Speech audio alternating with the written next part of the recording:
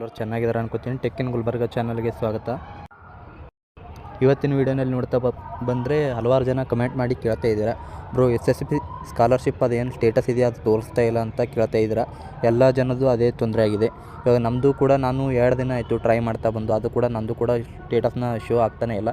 ಹಲವಾರು ಜನದ್ದು ಕೂಡ ಪ್ರಾಬ್ಲಮ್ ಇದೆ. ಇದು ಎಲ್ಲ ಸರ್ವರೇ ಆಫ್ ಇಟ್ಟಿದ್ದಾರೆ ಅವರು. ಗೌರ್ಮೆಂಟ್ ನಿನ್ನೆ ಗೌರ್ಮೆಂಟ್ ಹಾಲಿಡೇ ಇದ್ದ ಕಾರಣ ಸರ್ವರ್ನ ಆಫ್ ಇಟ್ಟಿದ್ದಾರೆ.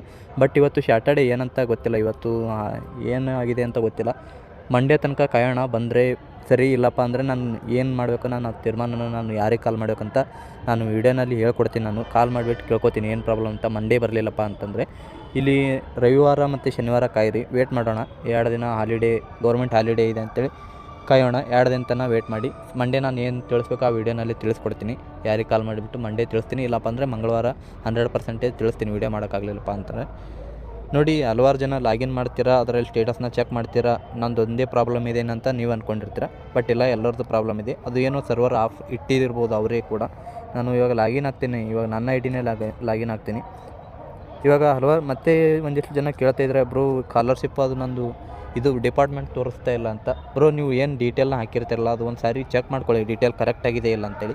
ಡೀಟೇಲ್ನ ಸ್ವಲ್ಪ ಮಿಸ್ಟೇಕ್ ಮಾಡಿ ಹಾಕಿರ್ತೀರ, ಇದು ಡಿಪಾರ್ಟ್ಮೆಂಟ್ ತೋರಿಸ್ತಾ ಇಲ್ಲ ಅಂತ ಹೇಳ್ತೀರಾ. ಚೆಕ್ ಮಾಡ್ಕೊಳ್ಳಿ, ಅದು ಪೂರ್ತಿ ಏನಿದೆ ಅದೆಲ್ಲ ಲಾಗಿನ್ನಲ್ಲಿ ಚೆಕ್ ಮಾಡ್ಕೊಳ್ಳಿ ಏನಿದೆ ಡೀಟೇಲು. ಮತ್ತೆ ಒಂದಿಷ್ಟು ಜನ ಕೇಳಿದ್ರೆ, ಬ್ರೋ ನಾವು ಹೋದ ವರ್ಷ ನಾವು ಇಂಜಿನಿಯರ್ ಇತ್ತಲ್ಲ, ಅದು 25,000 ಸ್ಕಾಲರ್ಶಿಪ್ ಬಂದಿತ್ತು. ಈ ವರ್ಷ ಬರೀ 10,000, ಕೆಲವೊಬ್ರಿಗೆ 15,000 ತೋರಿಸ್ತಿದೆ ಅಂತ ಕೇಳಿದ್ರೆ. ಬಟ್ ಮೈನಾರಿಟಿ ಅವ್ರದ್ದು 15,000 ತೋರಿಸ್ತಾ ಇದೆ. ಬಟ್ ನಮ್ಮದು ಕೂಡ 15,000 ತೋರಿಸ್ತಾ ಇದೆ. ಬಟ್ ಏನೋ ಗೊತ್ತಿಲ್ಲ, ಮೇಲ್ಗಡೆಯಿಂದ ಸ್ವಲ್ಪ ಬಜೆಟ್ ಕಮ್ಮಿ ಆಗಿರ್ಬೋದು, ಇಲ್ಲ ಏನೋ ಪ್ರಾಬ್ಲಮಿಂದ ಅವರು ಕೊರತೆಗಳಿಂದ ಏನೋ ಪ್ರಾಬ್ಲಮಿಂದ ಆಗಿರ್ಬೋದು. ನಾನು ಏನು ನಂಬೋದನ್ನು ತಿಳಿಸ್ತೀನಿ ಮುಂದಿನ ವೀಡಿಯೋನಲ್ಲಿ. ಮಂಗಳವಾರ ಇಲ್ಲ ಬುಧವಾರ ಅಂದರೆ ಅದು ಏನೋ ಅಮೌಂಟ್ ಸ್ವಲ್ಪ ಬಜೆಟ್ ಕಮ್ಮಿ ಇರ್ಬೋದು, ಮೋಸ್ಟ್ಲಿನೂ ನೋಡೋಕ್ಕಾಗಲ್ಲ. ಇವಾಗ ನೋಡಿ, ಲಾಗಿನ್ ಆಗಿದ್ದೀನಿ, ದಿಸ್ ಸರ್ವರ್ ಇಸ್ ಅನ್ವೇಬಲ್ ಅಂತ ತೋರಿಸ್ತಾಯಿದೆ. ಲಾಗಿನ್ ಆದಿ ಸ್ಟೇಟಸ್ ವ್ಯೂ ಅಂತ ಕೊಟ್ಟರೆ ದಿಸ್ ಸರ್ವರ್ ಇಸ್ ಅನ್ವೇಬಲ್ ಅಂತ.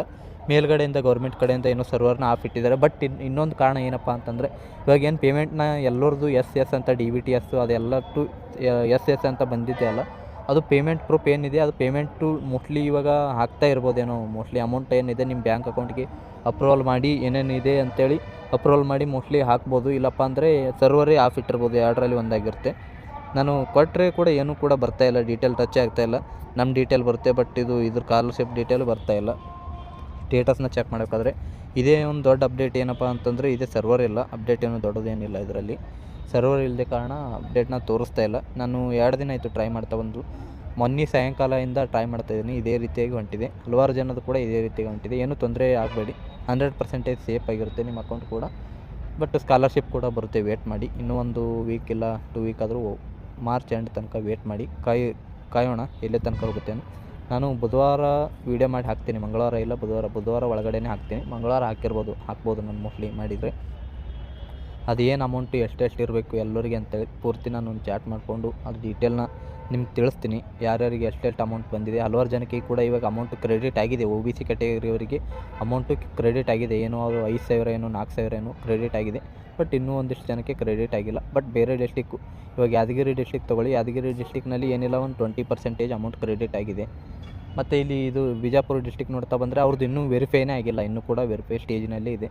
ಇನ್ನೂ ಪೇಮೆಂಟ್ ಪ್ರೂಫ್ ಏನಿದೆ ಅದು ಕೂಡ ವೆರಿಫೈ ಆಗಿಲ್ಲ. ಇನ್ನೂ ಅಪ್ಲಿಕೇಶನೇ ಅಲ್ಲಿ ತನಕ ಸಬ್ಮಿಟ್ ಆಗಿಲ್ಲ ಅಂತ ತೋರಿಸ್ತಾ ಇದೆ. ನಮ್ಮದು ಗುಲ್ಬರ್ಗ ಡಿಸ್ಟಿಕ್ ಅವ್ರದ್ದು ಪೂರ್ತಿ ಎಲ್ಲರದ್ದು ಸಬ್ಮಿಟ್ ಆಗಿದೆ. ಬಟ್ ಏನು ಪೇಮೆಂಟ್ ಪ್ರೂಫ್ ಇದೆ ಅದು ಒಂದೇ ಬಾಕಿ ಇದೆ ಅಂತ ಹೇಳ್ಬೋದು. ಬೆಂಗಳೂರು ಡಿಸ್ಟಿಕ್ ಅವ್ರದ್ದು ಏನಿಲ್ಲ ಅಂದರೂ ಒಂದು 60% ಅಮೌಂಟು ಕ್ರೆಡಿಟ್ ಆಗಿದೆ, ಎಲ್ಲರಿಗೂ ಕ್ರೆಡಿಟ್ ಆಗಿದೆ. ವೇಟ್ ಮಾಡಿ, ಇನ್ನೂ ಉಳಿದ ಡಿಸ್ಟಿಕ್ ಎಲ್ಲರೂ ವೇಟ್ ಮಾಡಿ, ಬರುತ್ತೆ 100%. ಈ ಮಂತ್ ಎಂಡ್ ಒಳಗಡೆ ಬರುತ್ತೆ. ನೋಡಿ, ಆವಾಗಲಿಂದ ಕಾಯ್ತಿದ್ದೀನಿ, ವ್ಯೂ ಅಂತ ಕೊಟ್ಟಿದ್ದೀನಿ, ಇನ್ನೂ ಸ್ಕ್ರೋಲಿಂಗ್ನಲ್ಲಿ ಇದೆ. ಯಾವುದೇ ರೀತಿ ಲೋಡಿಂಗ್ನಲ್ಲಿ ಕೂಡ ಅಷ್ಟೇ ಇದೆ. ಯಾವುದೇ ರೀತಿ ಲಾಗಿನ್ ಎರರ್ ಕೂಡ ತೋರಿಸ್ತಾ ಇಲ್ಲ. ಒಮ್ಮೊಮ್ಮೆ ಸರ್ವರ್ ಎರರ್ ಅಂತ ಬರುತ್ತೆ. ಸರ್ವರ್ ಮೋಸ್ಟ್ಲಿ ಆಪ್ ಇಟ್ಟಿರ್ತಾರೆ ಅವರು.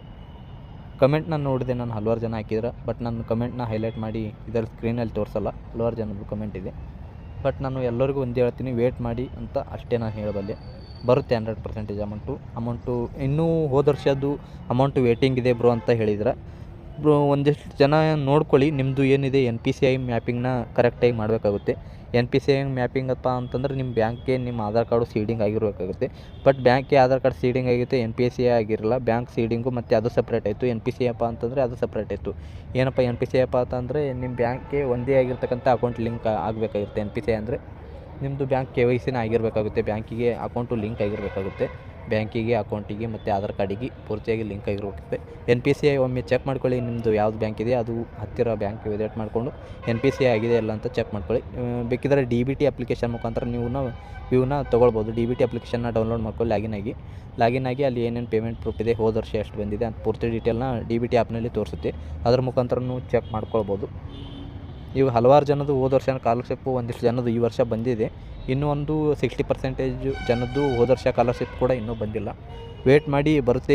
ಈ ಸ್ಕಾಲರ್ಶಿಪ್ ಏನಿದೆ, ಈ ಸ್ಕಾಲರ್ಶಿಪ್ಪು ಆದಮೇಲೆ ಬರುತ್ತೆ ಗೊತ್ತಿಲ್ಲ, ಇದ್ರ ಒಳಗಡೆ ಬರುತ್ತೆ ಗೊತ್ತಿಲ್ಲ, ಬರುತ್ತೆ. ಅದು ಕೂಡ ವೇಟಿಂಗ್ ಅಂತ ಇದ್ದರೆ 100% ಬರುತ್ತೆ. ನಿಮ್ದು ಏನೇನು ಡೀಟೇಲ್ ಇದೆ NPCI ಅದೆಲ್ಲ ಮಾಡ್ಕೊಳ್ಳಿ. ಬಂದರೂ ಬರ್ಬೋದು. ಎಲ್ಲ ಕರೆಕ್ಟಾಗಿದ್ದರೆ ಬರುತ್ತೆ 100%. ಸ್ವಲ್ಪ ಏನಾದರೂ ಮಿಸ್ಟೇಕ್ ಇದ್ದರೆ, ನೇಮ್ ಆಧಾರ್ನಲ್ಲಿ ಏನು ನೇಮ್ ಚೇಂಜ್ ಇದ್ದರೆ ಏನೂ ಮಾಡೋಕ್ಕಾಗಲ್ಲ, ಬರೋದಿಲ್ಲ. ಅದು NPCI ಮುಖಾಂತರ ಬರುತ್ತೆ. ಡೈರೆಕ್ಟಾಗಿ ನ್ಯಾಷನಲ್ ಕಡೆಯಿಂದ ಬರುತ್ತೆ, ನ್ಯಾಷನಲ್ ಫೆಸಿಲಿಟಿ ಕಡೆಯಿಂದ.